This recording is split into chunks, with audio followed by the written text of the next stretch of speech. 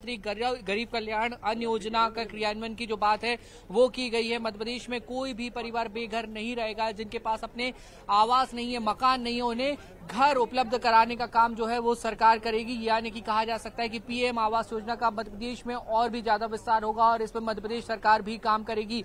लाडली बहना योजना को जो मासिक आर्थिक लाभ की योजना है उनके साथ में आवास योजना का भी लाभ मिलेगा। एमएसपी के साथ बोनस दिया जाएगा 2700 रुपए प्रति क्विंटल गेहूं खरीदी पर और 3100 रुपए प्रति क्विंटल धान की खरीदी पर। इसके अलावा पीएम किसान सम्मान निधि और मुख्यमंत्री किसान कल्याण योजना के तहत किसानों को, खासतौर पर छोटे किसानों को 12,000 रुपए प्रति हर साल सरकार जो है वो देने का काम करेगी। तेंदू पत्ता संग्रहण के लिए 4,000 प्रति बोरा देना सुनिश्चित किया गया है। गरीब बच्चों को जो 12वीं तक पढ़ेंगे, 12वीं तक की पढ़ाई उनकी जो है वो पूरी तरह से मुफ्त की जाएगी। सरकारी स्कूलों में मिड डे मील के साथ अब पौष्टिक नाश्ता भी उपलब्ध किया जाएगा, तो उपलब्ध कराया जाएगा। देखिए ये बड़ी घोषणा, कांग्रेस ने स्टाइपेंड देने की बात की थी, मिड डे मील से अब कदम आगे बढ़ाते हुए बीजेपी ने नाश्ता भी उपलब्ध कराने की बात जो है वो की है।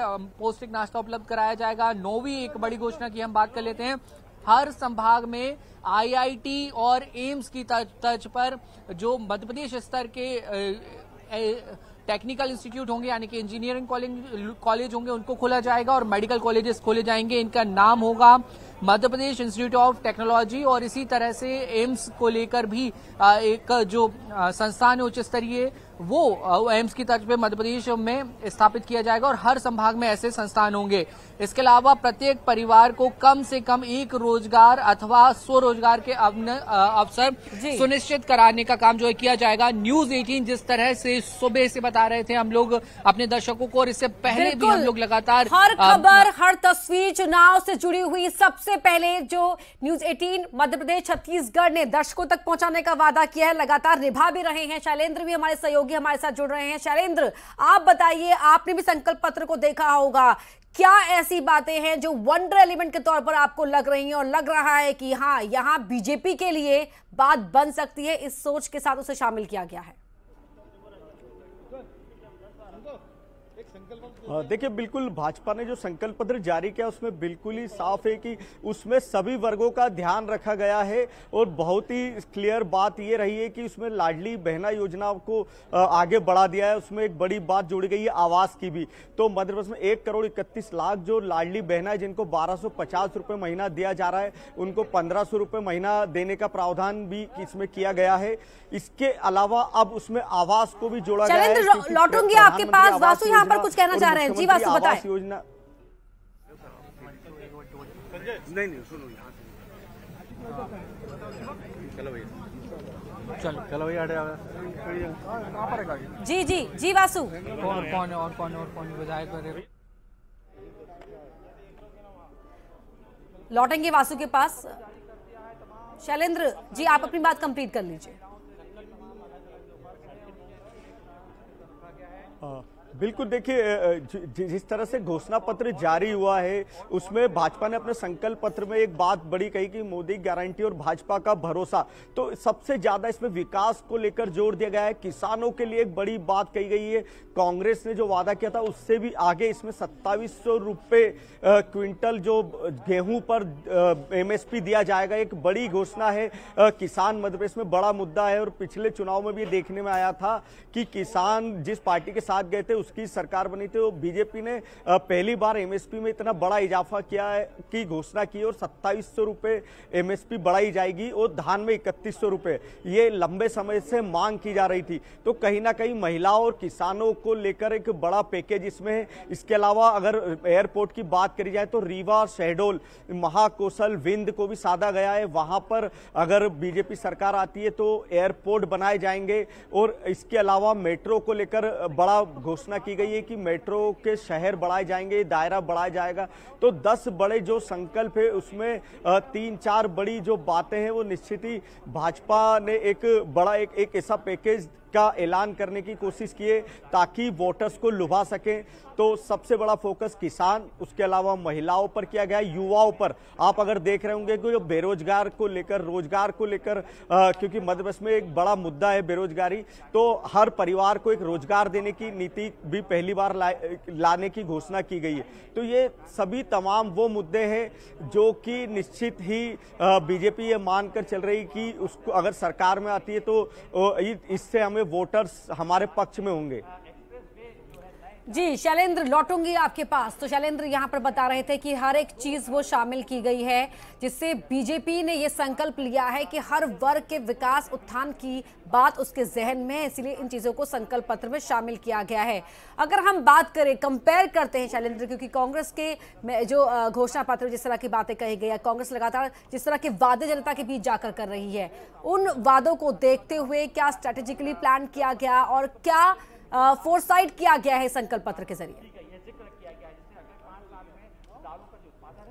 देखिए, बिल्कुल कांग्रेस ने जो अपना वचन पत्र जारी किया था 17 अक्टूबर को, उसमें हेल्थ को लेकर जोर दिया था, स्वास्थ्य पर था, महिलाओं पर था। उन्होंने कहा था नारी सम्मान योजना लाएंगे और 1500 रुपए महीना देंगे। तो बीजेपी ने अपने घोषणा पत्र में उसको और आगे बढ़ाया है, उसमें एक वेरिएशन और जोड़कर उसे आगे बढ़ा दिया है कि हम इसमें अब लाडली बहना को मकान भी देंगे। तो कहीं ना कहीं कांग्रेस के वचन पत्र के बाद भाजपा लगातार इस दबाव में भी थी कि हमें उसमें और क्या नया देना है ताकि जो महिला वोटर्स हमारे साथ रहे। तो इसकी झलक इसमें साफ दिखाई दे रही है कि जो कांग्रेस ने अपने वचन पत्र में जो 4-5 बड़े बिंदु स्वास्थ्य सेवाओं को लेकर, तो यहां पर कहा गया है कि हर जिले में अस्पतालों की सुविधा बढ़ाई जाएगी और हर सरकारी अस्पताल में डबल बेड किए जाएंगे। अगर कहीं पर 5000 बेड है तो 10,000 किए जाएंगे। तो इस तरह से सभी जिलों को साधने की कोशिश की गई, क्योंकि कांग्रेस ने वादा किया था कि हम 25 लाख का स्वास्थ्य बीमा देंगे और 10 लाख रुपए का दुर्घटना बीमा। तो इन दोनों बीमा योजनाओं के आगे बीजेपी ने उसमें नया बातों को जोड़ा है और ये जोड़ा है कि आयुष्मान योजना को और अपडेट किया जाएगा और ज्यादा से ज्यादा बिस्तर बढ़ाए जाएंगे, क्योंकि मध्य प्रदेश के सरकारी अस्पतालों में एक बड़ी विसंगति है कि यहाँ पर मरीजों को बेड नहीं मिल पाते हैं। तो उसके लिए बीजेपी ने इसमें अपने वादे में शुमार किया है कि हम बेड की संख्या बढ़ाएंगे, आधुनिक उपकरणों की बात कही है, सीटी स्कैन मशीनें, एमआरआई जो मशीनें, इनको लेकर भी बड़ी घोषणा की है। तो निश्चित ही मध्य प्रदेश में बीजेपी ने अब फोकस स्वास्थ्य को लेकर भी किया है, स्वास्थ्य की भी बड़ी घोषणा है। तो कहीं ना कहीं कांग्रेस के वचन पत्र से आगे बढ़कर बीजेपी ने काफी बातें कही हैं। जी, अगर महिलाओं की यहाँ पर बात कर ली जाए जरा शैलेंद्र विस्तार से, लाडली बहना योजना में फाइनेंशियल हेल्प तो मिलेगी ही मिलेगी, लेकिन पक्के मकान का संकल्प भी बीजेपी ने लिया है। बिल्कुल, देखिए हम जब ये घोषणा पत्र हाथ में हम वही बता रहे हैं कि इसमें सबसे बड़ी बात कही है इस संकल्प पत्र में कि आवास योजना, आवास को बढ़ाया जाएगा। लाडली बहना को हम इसमें आवास के साथ जोड़ेंगे तो निश्चित ही ये बड़ा एक गेम चेंजर, क्योंकि लाडली लक्ष्मी योजना को बीजेपी एक गेम चेंजर मान के चल रही है और लगातार ये बात कहती आ रही है कि हमने 1.25 करोड़ जो महिलाएं हैं उनको सबको आर्थिक रूप से सक्षम किया है। अब मकान, तो मकान की घोषणा आप कैसे इसको बीजेपी अगर सरकार में आती लागू करेगी ये देखना दिलचस्प होगा। लेकिन 1,31,00,000 जो वोटर्स, महिला वोटर्स हैं, जो लाडली बहना है, उनको आवास के साथ जोड़कर बीजेपी ने एक मास्टर स्ट्रोक खेलने की कोशिश की है। शैलेंद्र, आप बने रहिए टीवी स्क्रीन पर। दर्शक जो हमारे वर्सेस ग्राफिक देख रहे हैं वो वादे भी देख रहे हैं जो बीजेपी ने किए हैं, वो वादे भी देख रहे हैं जो कांग्रेस ने किए हैं। यहां पर किसानों की बात कर लेते हैं। लाडली बहना योजना के बारे में आपने बता दिया, पक्के मकान, स्थायी आवास का जो वादा किया गया है, संकल्प लिया गया है, वो आपने बता दिया। किसानों के लिए आप बताएं कि क्या कांग्रेस की थाली में था और क्या यहाँ बीजेपी ने परोसने का संकल्प लिया है? बिल्कुल, देखिए पिछले चुनाव में अगर 2018 की बात करें तो जो कर्ज माफी का मुद्दा था, जब राहुल गांधी ने सभा में कहा था कि हम किसानों की कर्ज माफी कर देंगे, उसका एक इतना बड़ा इंपैक्ट हुआ था कि मध्य प्रदेश में कांग्रेस की सरकार 15 साल बाद वापस से सरकार में आ गई थी।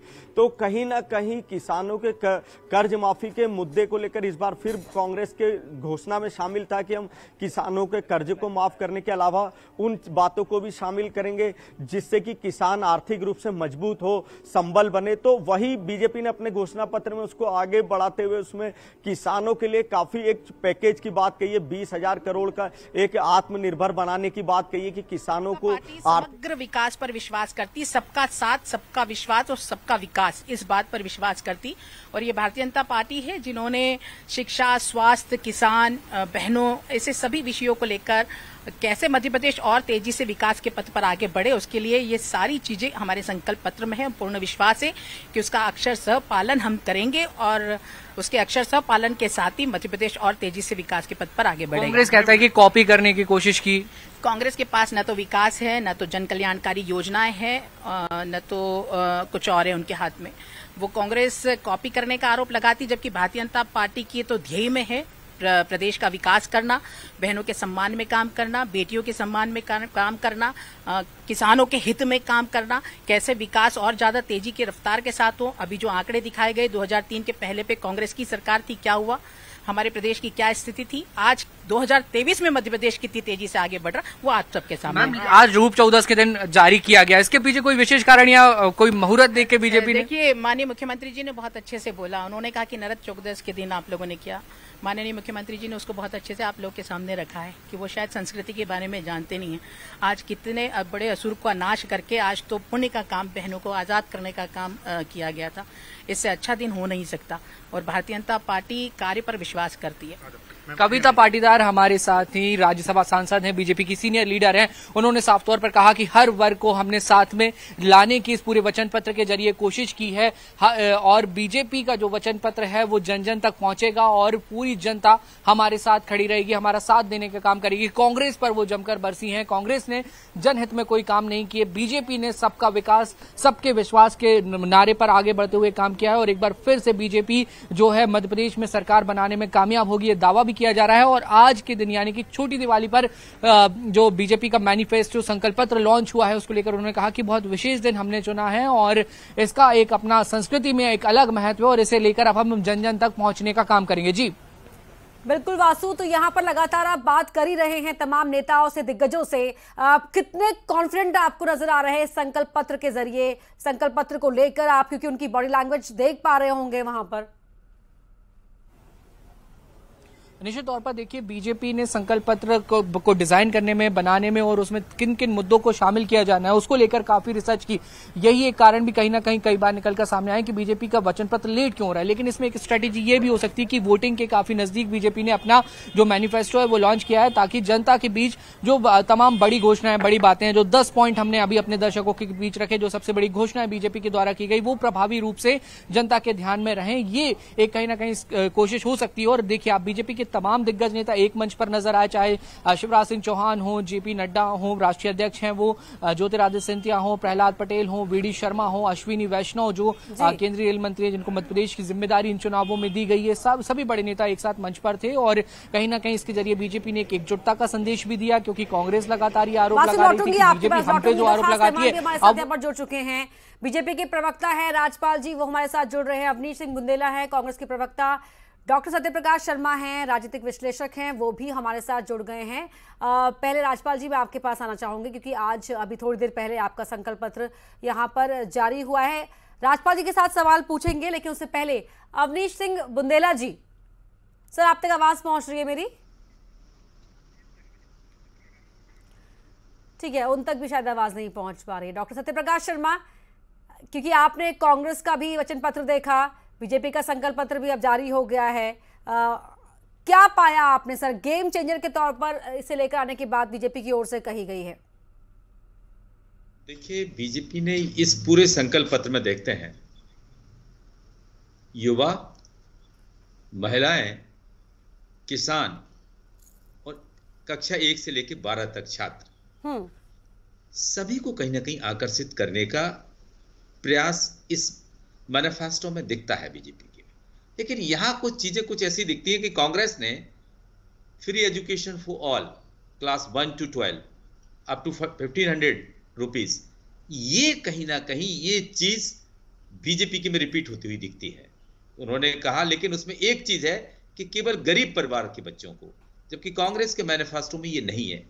दूसरी चीज क्या है, उसने सभी को किया है, दूसरी चीज एक बहुत महत्वपूर्ण है कि लाडली बहना योजना, जो कहीं ना कहीं मध्य प्रदेश में बीजेपी की, specially under the leadership of chief minister Shivraj Singh Chouhan, ये जो आज दिख रही है वो वाकई अंडर करंट स्कीम दिखती है और इसको कहीं ना कहीं आगे बढ़ाया। हालांकि इसकी जो अनाउंसमेंट है वो आचार संहिता के पहले मुख्यमंत्री जी कर चुके थे कि मुख्यमंत्री लाडली बहना आवास योजना, वो उनके लिए जो कहीं ना कहीं लोग छूट गए थे, यानी कि जो पीएम आवास योजना के कारण कुछ लोग जिनमें एलिजिबल नहीं थे, वो किसी कारणों से अगर छूट गए थे तो उनको इस योजना में कवर किया जाएगा। यानी कि तात्पर्य यह है कि बीजेपी सरकार का ये कहना पहले भी था, इस मैनिफेस्टो में भी दिख रहा है कि किसी भी गरीब को बिगर मकान के यानी पक्का हाउस के बिगर नहीं रहने देंगे।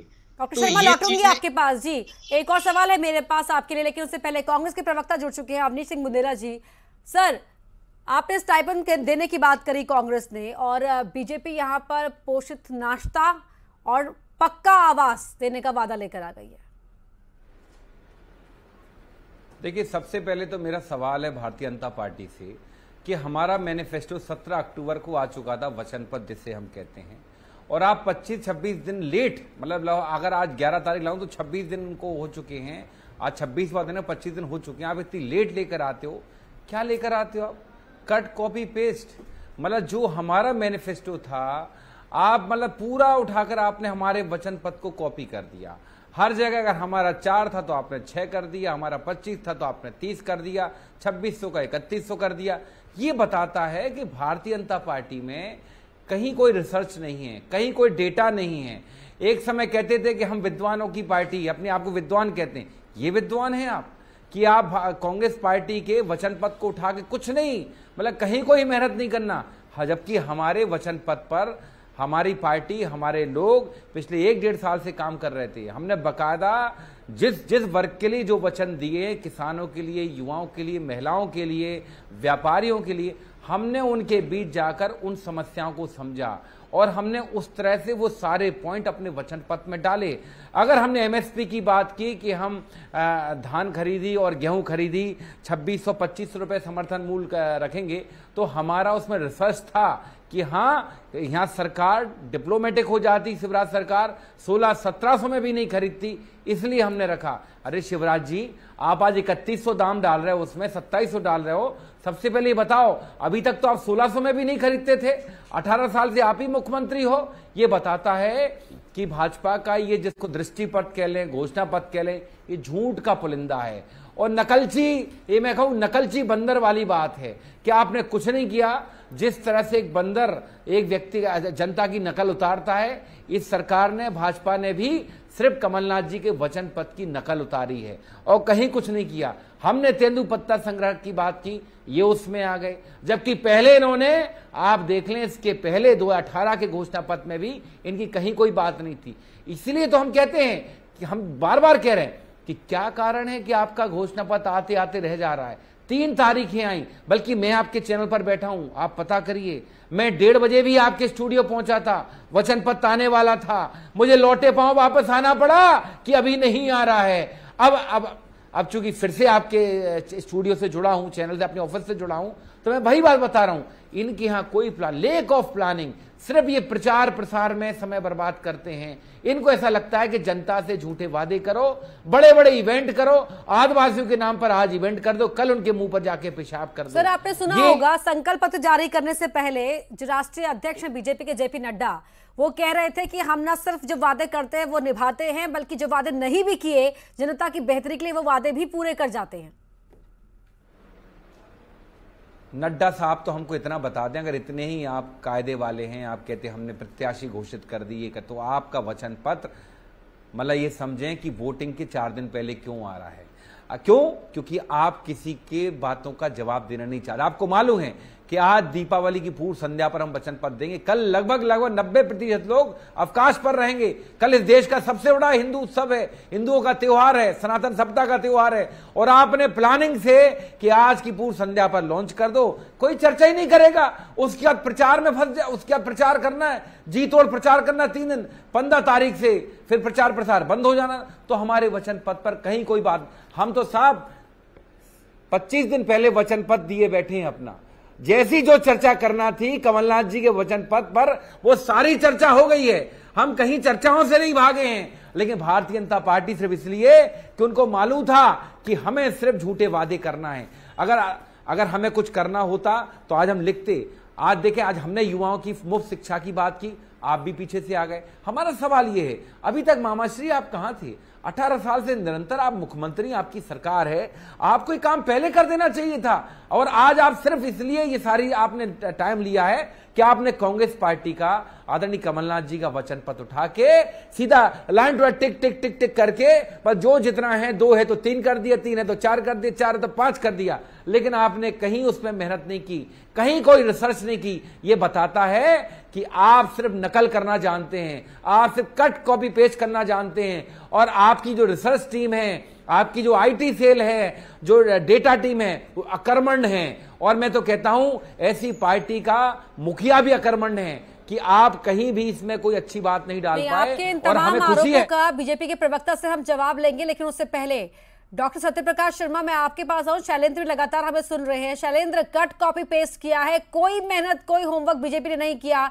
यहां कांग्रेस की प्रवक्ता का सीधा आरोप है यहां पर।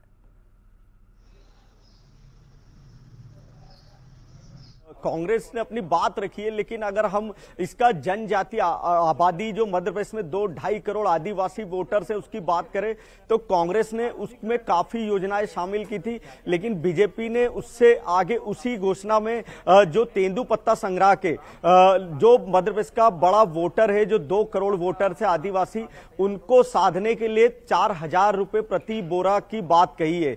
तो ये भाजपा ने बड़ी चतुराई से, बिल्कुल सही है कि कांग्रेस ने तेंदुपत्ता संग्राहकों की वचन पत्र में बात कही थी, उन्हें अच्छा पैकेज देने की बात कही थी, तो भाजपा ने कहीं ना कहीं कांग्रेस से मुद्दा छीनने की कोशिश की अपने घोषणा पत्र में, और संकल्प पत्र में 4,000 रुपए प्रति बोरा देने की घोषणा कर दी है। तो कहीं ना कहीं बीजेपी इससे फायदा उठाने की कोशिश कर रही है, क्योंकि 2 करोड़ जो जनजाति आबादी, जो आदिवासी वर्ग है, वो बड़ा वोटर से मध्य प्रदेश का, और वो सरकार बनाने में महत्वपूर्ण भूमिका निभाता है।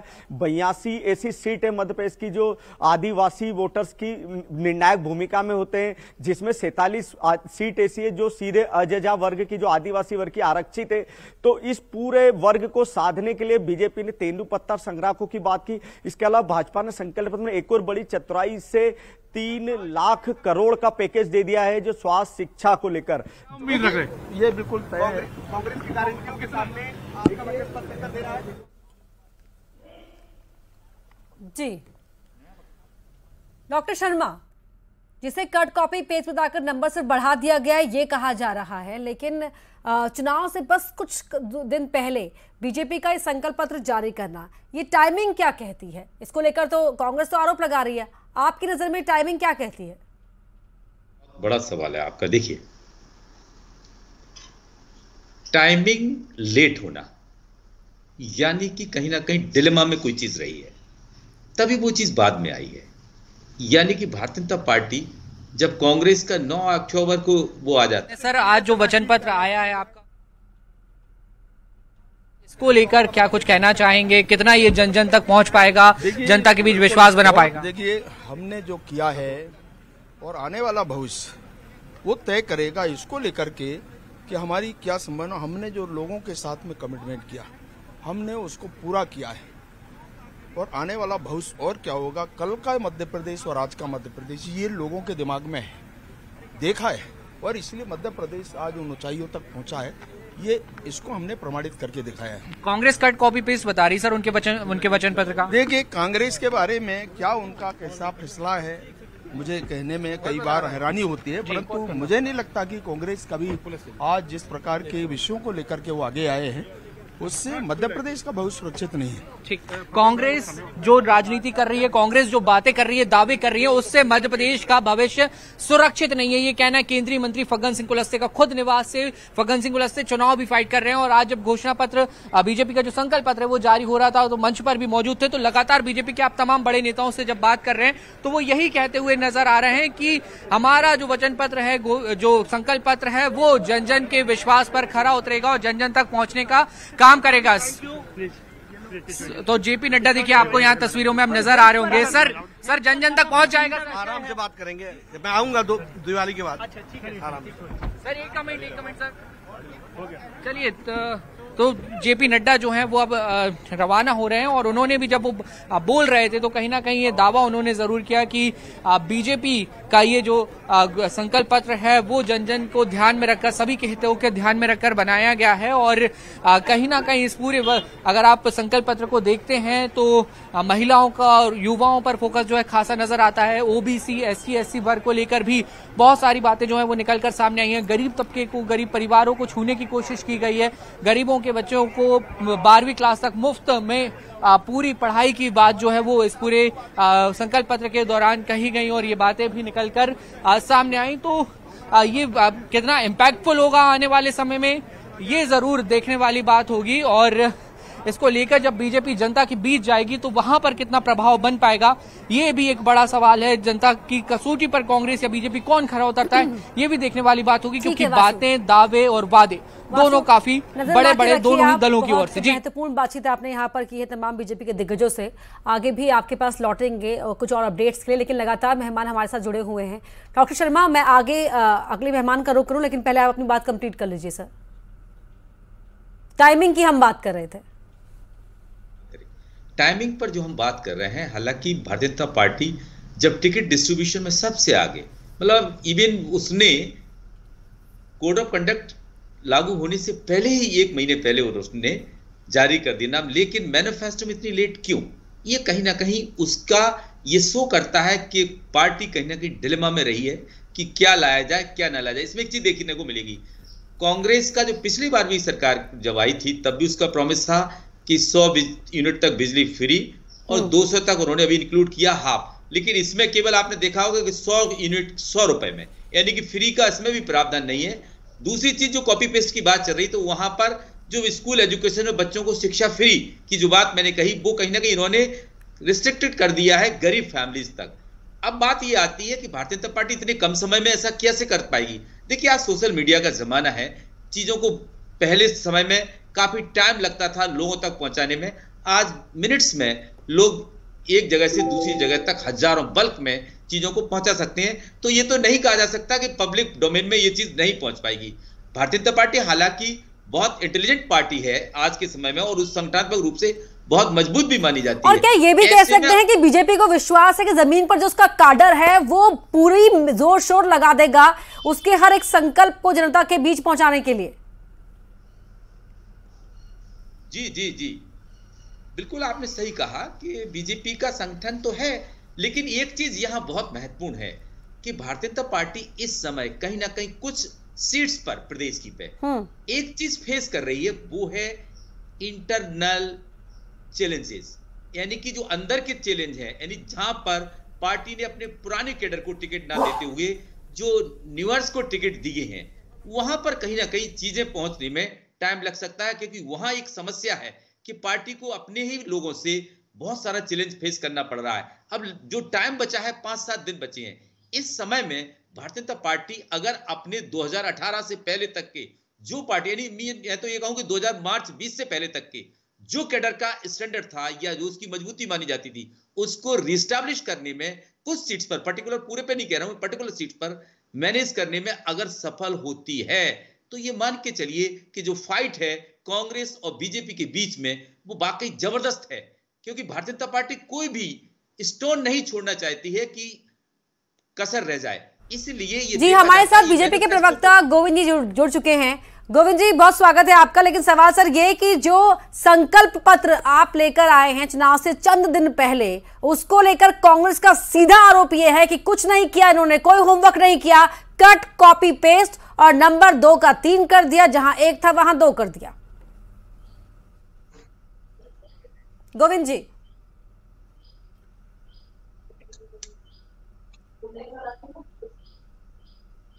सर आप तक आवाज पहुंच रही है मेरी?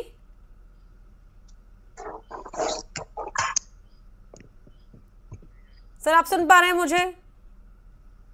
जी हाँ, बोलिए। जी सर, बीजेपी का संकल्प पत्र आज आया है। संकल्प पत्र को लेकर आप प्रतिबद्ध हैं, बीजेपी लगातार ये कह रही है, लेकिन कांग्रेस कह रही है कि बीजेपी ने कोई होमवर्क नहीं किया, कोई मेहनत नहीं की, सिर्फ कट कॉपी पेस्ट कर दिया। कांग्रेस तो सबकी नकल करती है, हमने कभी कांग्रेस की नकल नहीं की, कांग्रेस हमारी नकल करती है। जब हमने लाडली बहना के लिए घोषणा की 1000 की, तो 1500 किसने की थी? देखिए, हमको कभी नकल करने की आवश्यकता नहीं पड़ती, और हम कॉपी पेस्ट क्यों करेंगे? हम जो कर सकते हैं वादा वही करेंगे। इनके जैसा 10 दिन में कर्ज माफी और 4000 रुपया बेरोजगारी भत्ते जैसा वादा हम नहीं करते। हम जो कर सकते हैं वही कहते हैं। इसलिए हमने पूरी एक्सरसाइज करके पूरे सब बिंदुओं पर जनमत से हमने मत लेकर और फिर हमारा मैनिफेस्टो बनाया है। हमने उसमें कई जो घोषणाएं की हैं वो जन कल्याण के जो हमारे काम थे, जो पहले हम कर रहे हैं, अनुसूचित जाति वर्ग के लिए, जनजाति वर्ग के लिए, इंफ्रास्ट्रक्चर डेवलपमेंट हो, यूथ के लिए हो या और किसी वर्ग के लिए, महिलाओं के लिए हो, हम लगातार उन्हीं को एक नई दिशा देकर एक नया उसके एक नई डायमेंशन में हम नई घोषणाएं हमने की है। हमने कोई ऐसी घोषणा की जो शेख चिल्ली के वादे जैसी लगे। और संकल्प पत्र का महत्व तो हमने प्रतिपादित किया है। इनके समय तो केवल वो रस्म अदायगी थी। हमने मुफ्त बिजली की बात की, आपने क्यों नहीं की है? और उस अनुसार ये जो धोखा देते हैं और फ्रॉड करते हैं, वैसा हम नहीं करते। हम उसको गीता मानते हैं, संकल्प पत्र को। ठीक है सर, जितनी आपका कमेंट चाहिए था बीजेपी का इस संकल्प पत्र पर और कांग्रेस के आरोपों पर। आप जुड़े तमाम मेहमानों का बहुत बहुत शुक्रिया। समय इतना ही है हमारे पास, लेकिन आगे भी आज दिन भर संकल्प पत्र पर चर्चा चलती रहेगी। जो यहाँ पर वादे किए जा रहे हैं, चाहे वो कांग्रेस की बात हो या बीजेपी की बात हो, उन तमाम वादों पर भी लगातार विश्लेषण जारी रहेगा। फिलहाल रुक रहे हैं एक छोटे से ब्रेक के लिए। खबरें लगातार जारी हैं, आप जुड़े रहिए।